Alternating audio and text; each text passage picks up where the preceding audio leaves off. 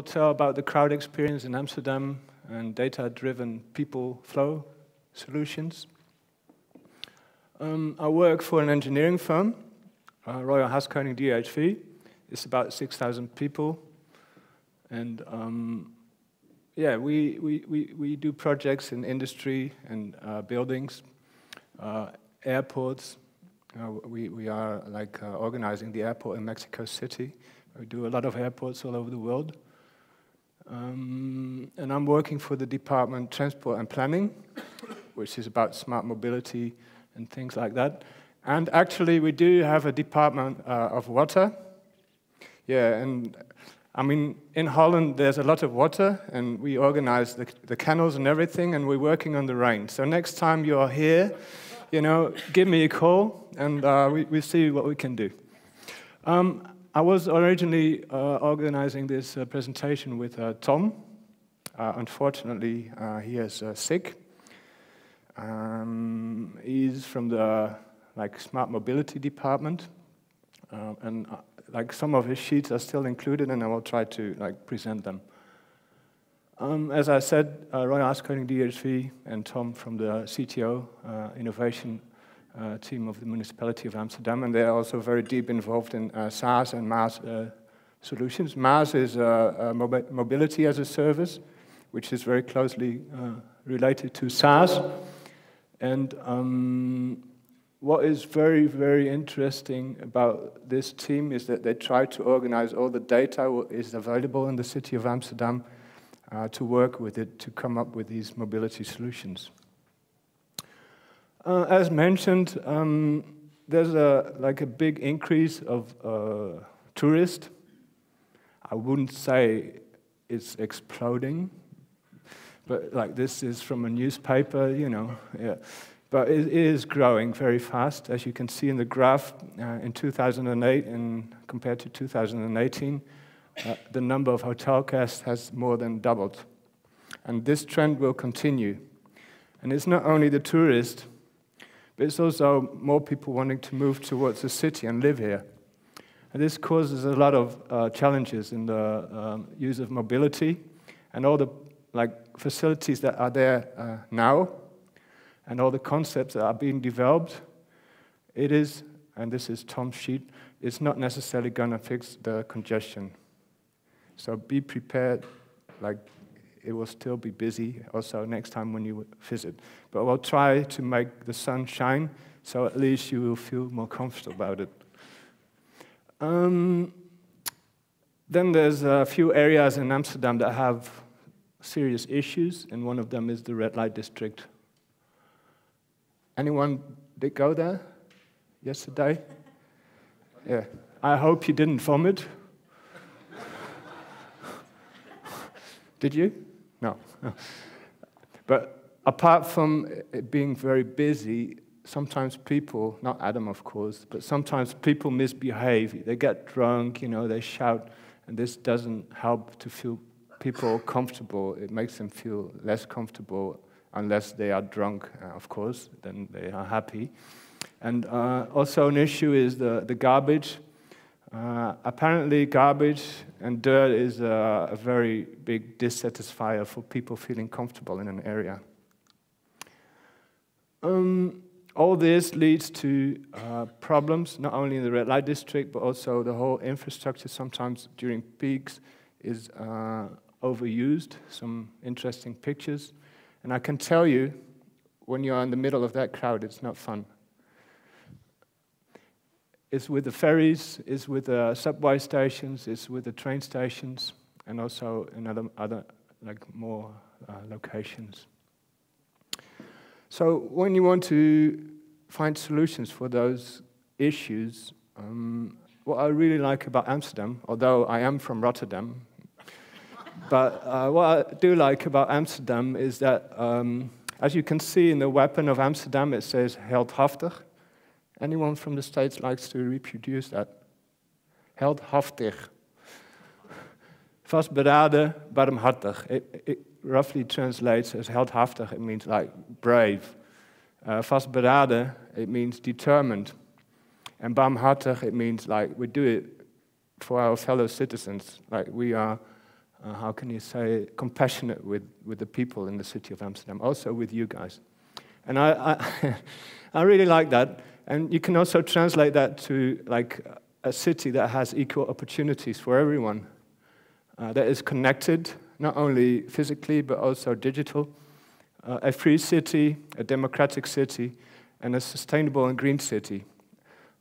Buzzwords now are inclusive, are humanized, sustainable cities. You see it all over the world.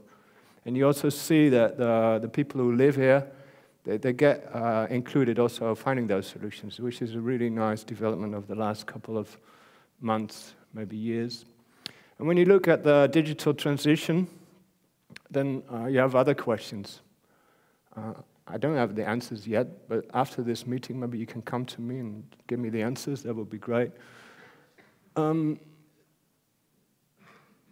So the privacy is a serious issue. The board of Amsterdam, they said you cannot track anyone in the city of Amsterdam, which is not realistic. I mean, it's everywhere, but it doesn't mean you have to accept it all. So this is a big thing in Amsterdam. You want to make the citizens feel that they're not like being watched all the time, and you want to do it in a good way, especially when you organize crowd monitoring systems from out of the municipality.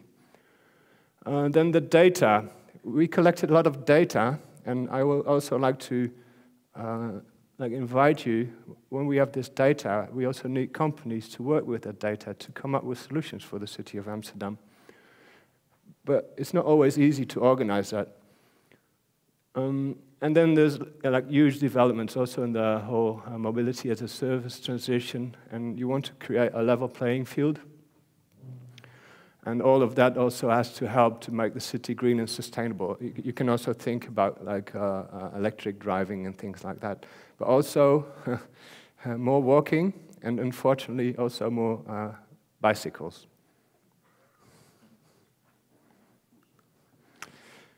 And then the municipality asks themselves, like, what should be our role? Should we all leave it up to the market?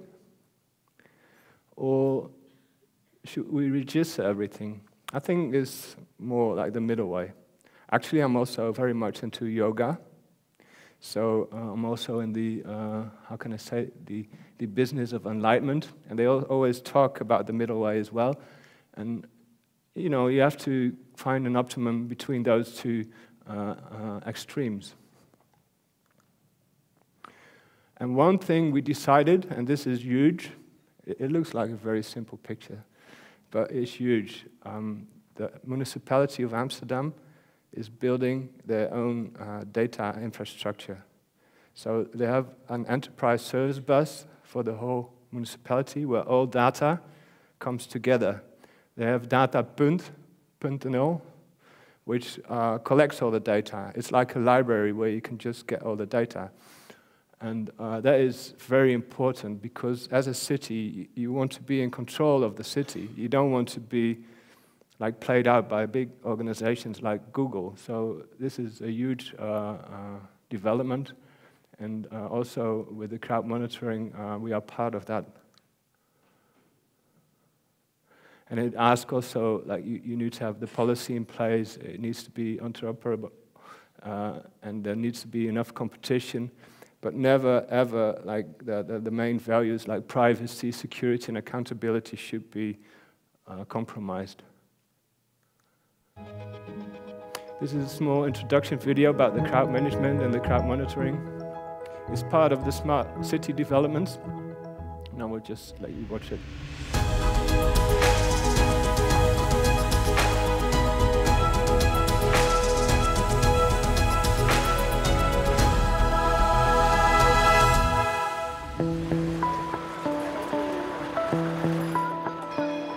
Het crowdmonitoring systeem Amsterdam, het CMSA, zorgt ervoor dat wij inzicht gaan krijgen in aantallen en dichtheden in de stad. Met name op de Kalverstraat en de Wallen. En dan gaat het over voetgangers. Dus waar is het in feite druk of waar dreigt het druk te gaan worden?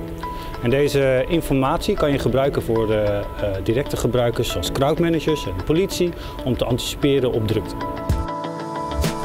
Vooral vanuit de politie gezien gaat het mij helpen om te voorkomen dat er een calamiteit ontstaat doordat er gewoon te veel mensen op een te klein oppervlak zijn.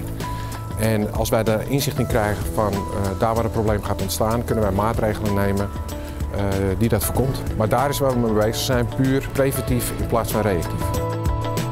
Zoals ik het zie is dat op een scherm bij ons in het politiebureau een signaal komt waarbij er een bepaalde hoeveelheid mensen op een bepaalde plek staan.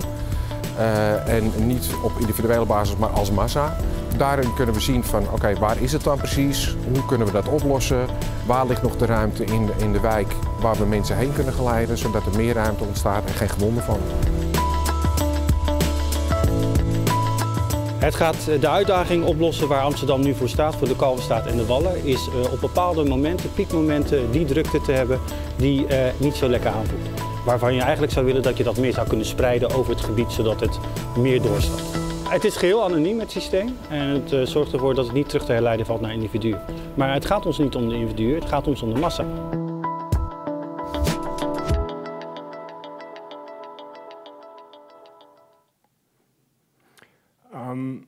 It used to be Black Hole, this project, as you can see, but now we're like getting out of it.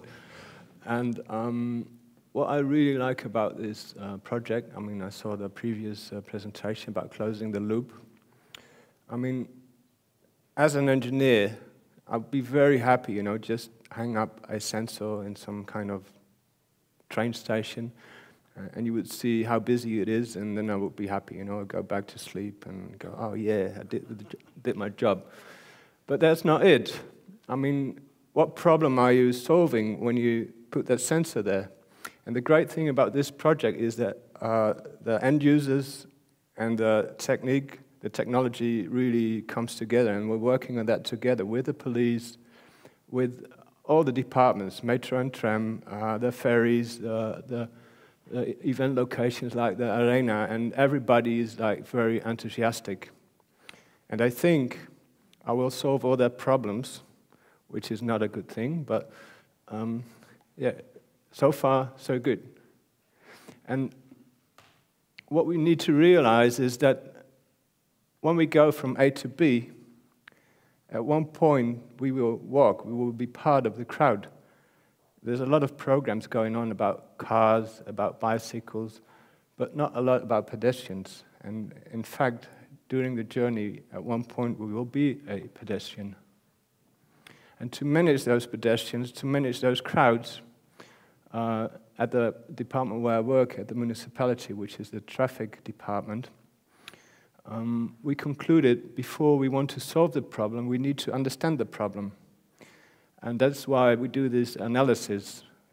It's not only with measuring, with the sensors that make me very happy, but it's also interviewing and also understanding how people feel. And when you combine that with soft measures, or we call it also sweet measures, we don't want to go to sour measures. Like the train stations, you put the gate lines. And as an engineer, I advise the municipality, you know, just put gate lines in the red light district and all your problems will be solved. But they didn't like that. They said, oh no, we cannot do that, you know, people, you know, need to move freely and stuff like that. So yeah, it's important to also involve the human aspect. Where you need KPIs, you need to have a direction and probably recognize those KPIs. You will see them also in airports or, again, for train stations. It's about safety, about comfort, and in this case also about accessibility. When you want to go to or from the city, it needs to be a seamless and easy and pleasurable process. When you do those analyses, it can give you insights and also solutions in different levels. It's not only operational. I mean, we're not only helping the police to do their job better, I mean, they're doing a great job, but also on a tactical level. When you're planning big events like SAIL or the European Championships in Holland, which are here in 2020, you need to think about how many exits, how does it work with permits and everything. So when you have the data, it can really help you also to organize the tactical processes better. And also the strategic, like planning, for example. This is huge. For example, when you want to build a new train station, you need to estimate how many people are going to use it. When you do these analyses, it will quantify like how many people are using it now. You can extrapolate that towards the future. And then you know if you need 500 million or 1 billion. And the analysis itself will cost you 200,000, 300,000 euros. So that's a good business logic. And of course, in the end, you want the people, the visitors and inhabitants to be happy. I think for most of you, this is very logic, but it's not always logic when you work at a municipality. And especially when you work at an engineering firm. I mean, as I said, we are happy when we put in sensors. We are happy, you know, to build a bridge or an airport. But we should also think about like who we're doing it for and what problem we are actually solving. And that is like a new development, and our company is really like moving fast forward in that perspective, and I really enjoy that. We did also analysis in the red light district, interviews with entrepreneurs, visitors, and to see what was their emotion and what influences the feeling of it being busy or not. Of course, the number of people has a big impact, and actually also the height of people. If you're very small, then like it will feel more crowded faster than when you are tall because you have a better overview. Antisocial behavior, of course, and also like feeling unsafe is a big factor.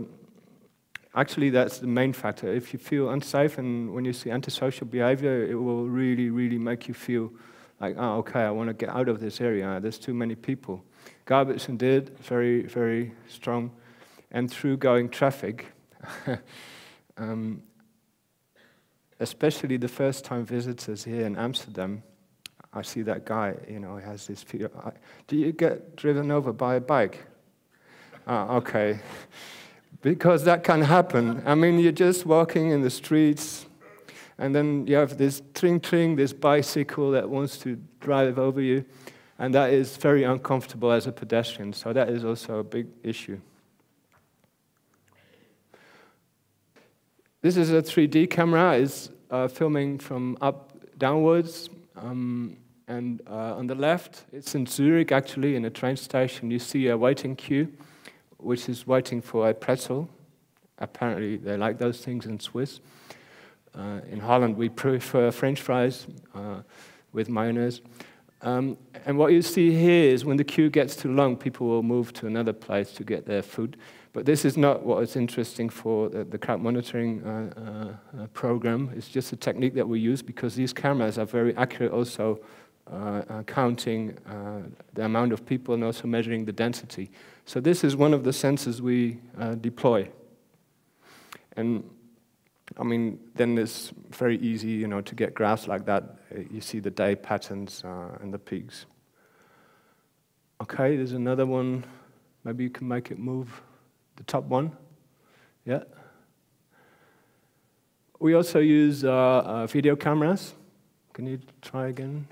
Press play. Yes. And when you have these images, it's very easy, actually, to get algorithms from the internet. It's like a library that you can just put on the images, and it will automatically determine if it's a bicycle, a pedestrian, if it's an umbrella. And apparently, this software is also able to recognize sausages.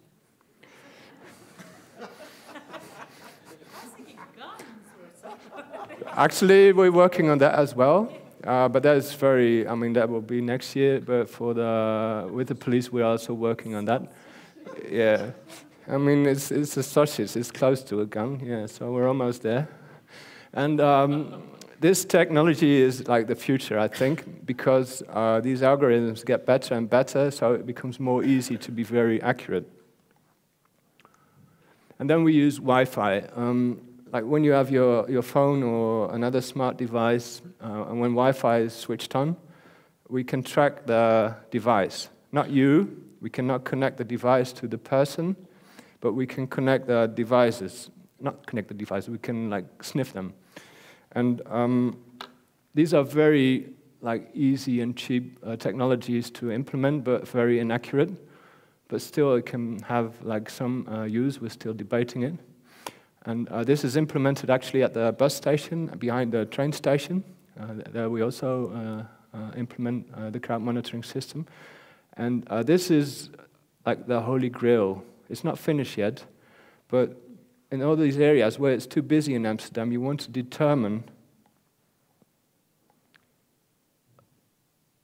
when people feel good, when it's green, you know, just walking, no problem. Then it can go to yellow because this bicycle tries to run you over. And orange, like there's a lot of drunk people on bicycles running you over like everywhere.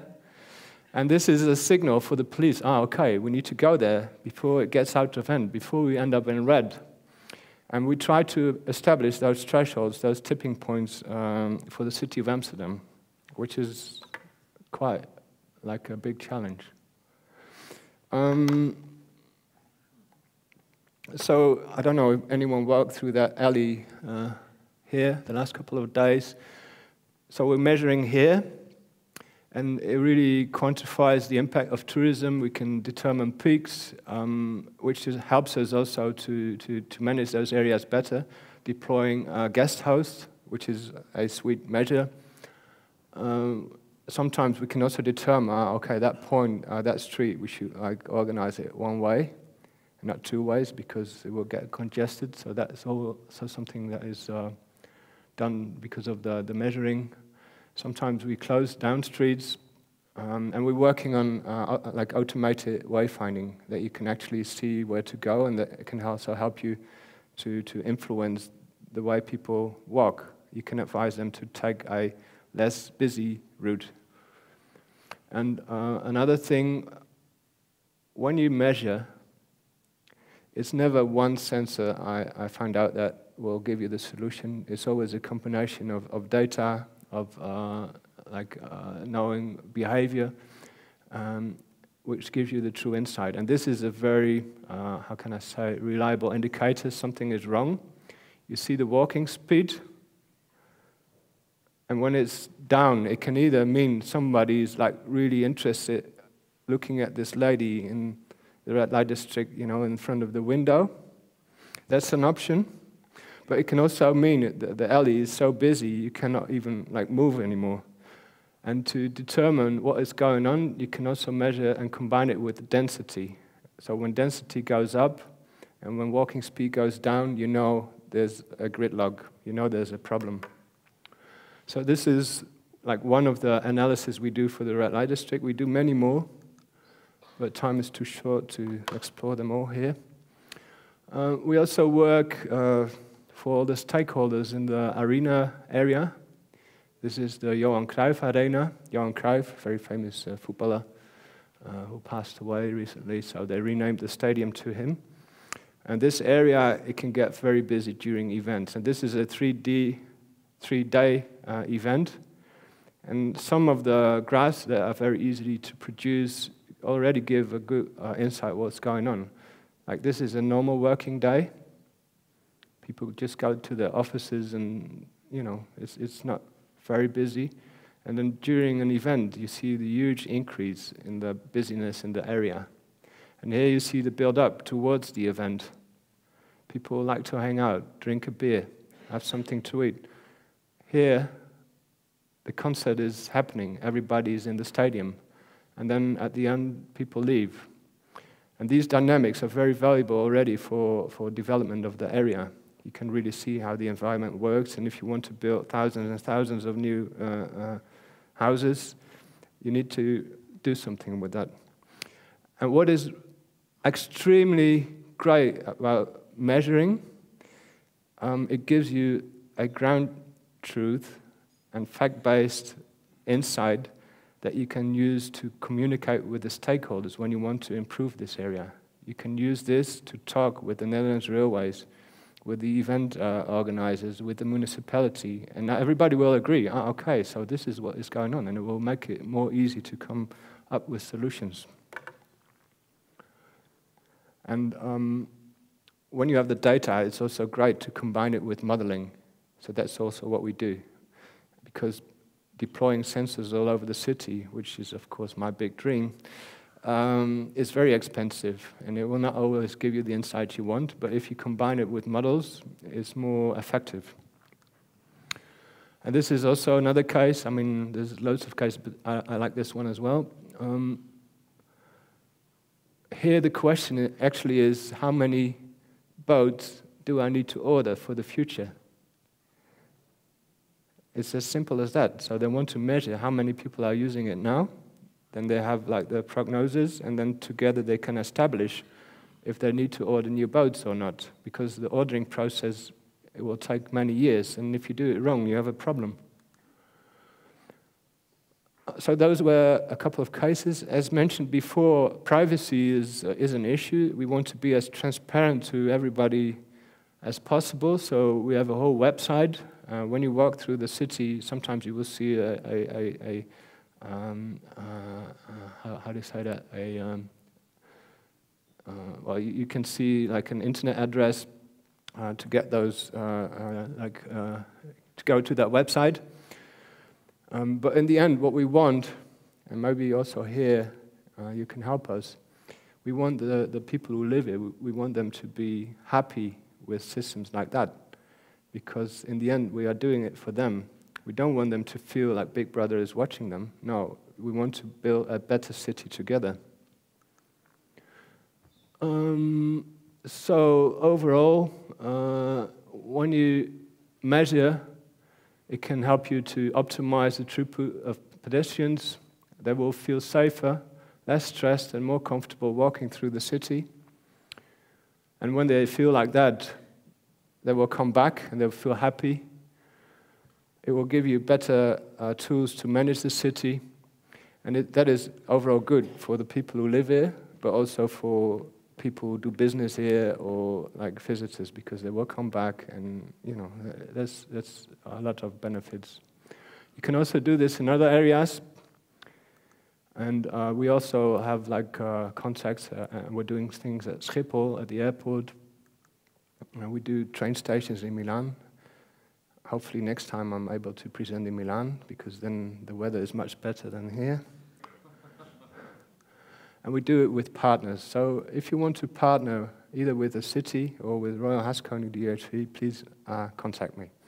Thank you.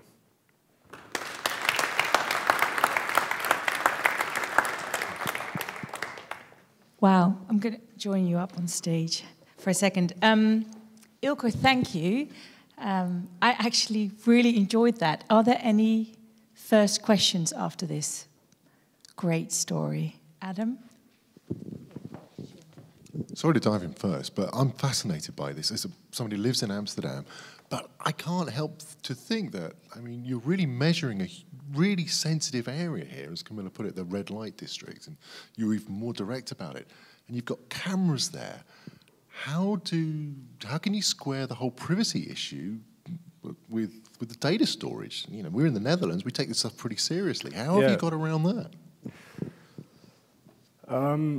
Well, the frank answer is you have to make the project look as boring as possible. Because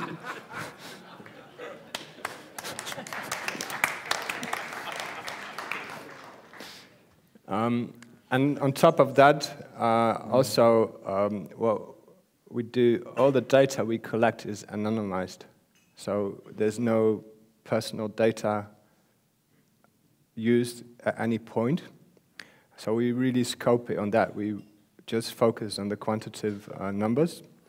Of course, there will always be debate with the privacy authorities, and what you should do then is like organize a dialogue with them, and after the dialogue, you will take them out to the red light district, and you have a beer with them, and that really helps, you know, to understand each other. So it's also stakeholder management. And I mean, it sounds funny, but it's pretty serious. And but if you like do that, organize a dialogue with the people involved, and you know, be also very precise about how you collect the data and do it very, very thorough, then you will like manage. But it is a hot topic. Yeah. Great. I can't really see any other. No? Yeah? Kati from Wolters Kluwer, just in case you forget to mention who you are. Okay, I'm also into BI. I'm basically also a data-driven person like that. So I was wondering, the idea is to make also visitors feeling more safe and feeling better. Now you are giving that information from the data to the stakeholders like police, etc. Would it be an idea, and is that a plan that you also will push through mobile phones to people, for example, please keep away from this area? Is that also one of the plans to do with that data? Yes. One of the pilots we are running now is with Live Crowd, which works with Google data. And often people use Google Maps to find their route. So if you can advise them another route, not the shortest, but the less busy, then you're also doing crowd management. And unfortunately, Tom is not here, but he's really, like, on that aspect. I'm more focused on the internal stakeholders, like the police and event managers and people like that. But with the mobility as a service, this is exactly what we are looking for. Yeah, solutions on apps or any other way with business, also with the stakeholders, where you inform the end users directly. Yeah. Thank you. I thought it was such a great story about city to citizen or city to guest. It's a really different take on experience management in a way. And so for me, it was just inspiring to see, how in my head it totally taps into one of the things that we face here in this audience. Might not have to do with the immediate placing of sensors, although I think I would also really like that. But it's getting as many data points as possible, like you said, right? One signal is effectively false. It's not going to tell you the whole story. So it's a combination of signals. And that's exactly what we found. That's the whole idea behind combining it into vitals. It's the fact that you can't just use a score like Net Promoter and then decide that that designs everything that you do. That's been touched upon also yesterday by Maurice. If you don't look after your passives, because effectively they are maybe not as prominent on your horizon, and you're just also saying exactly the same thing, then you're going to lose out. So you need to look at all the different elements. And I thought what was so beautifully illustrated was this whole not siloed operating. Like you have the police, you have the community, you have the people, usually they are the citizens of Amsterdam on the bikes. Yeah. Sometimes they are the tourists on the bikes. That's another liability. They are even worse. Yeah, they are. They are far worse. Actually, one of the measures they thought about was give tourists an instruction how to ride a bike before they start. Yeah. I really agree. So it's like all these different elements, and it's kind of like if you operate in a silo, so if the police wouldn't know this, they would try to do the best job they can. But if they do it in isolation, so it's like you want everybody to have this data at their fingertips so that they can execute it for what their responsibility is. And I thought that to me, I'm going to steal a lot from that. And I think the last thing was you even tie it to growth. It's like how many boats do you need to order for the future?